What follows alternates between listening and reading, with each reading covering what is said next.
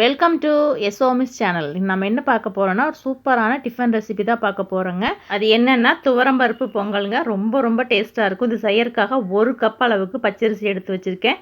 3/4 cup அளவுக்கு துவரம்பருப்பு எடுத்து வச்சுருக்கேங்க. இது ரெண்டையும் ஒன்றா ஒரு பாத்திரத்தில் சேர்த்து நல்லா களைஞ்சி ஒரு 10 நிமிஷம் ஊற வச்சுக்கலாங்க. 10 நிமிஷம் ஆயிடுச்சுங்க. தண்ணியை வடிச்சிட்டு நம்ம குக்கரில் சேர்த்துக்கலாம். இப்போ பக்கத்தில் தண்ணி கொதிக்க வச்சுருக்குறேங்க.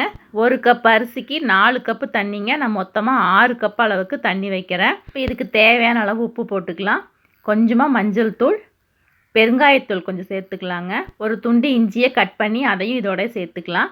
இப்போ கலந்து விட்டு குக்கரை மூடி 4 விசில் விட்டு இறக்கிக்கலாங்க.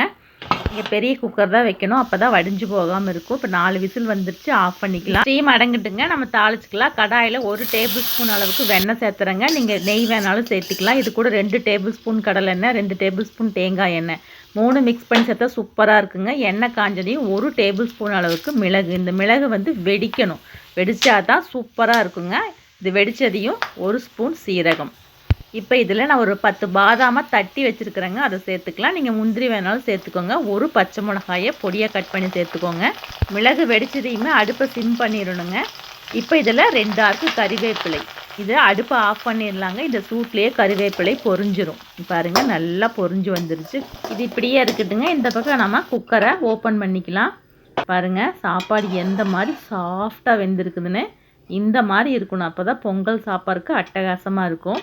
இதை கரண்டியில் 2 பெரட்டு பெரட்டிட்டு நம்ம தாளித்து வச்சுருக்கோம் இல்லைங்களா, அதை எடுத்து நம்ம இதில் மிக்ஸ் பண்ணிக்கலாம். நான் வந்து அளவான எண்ணெய் தான் விட்டுருக்குறேங்க. உங்களுக்கு தேவைன்னா இன்னும் நீங்கள் நெய்யோ எண்ணெயோ சேர்த்து விட்டுக்கலாம். இதை நல்லா கலந்து கொடுத்துக்கலாங்க.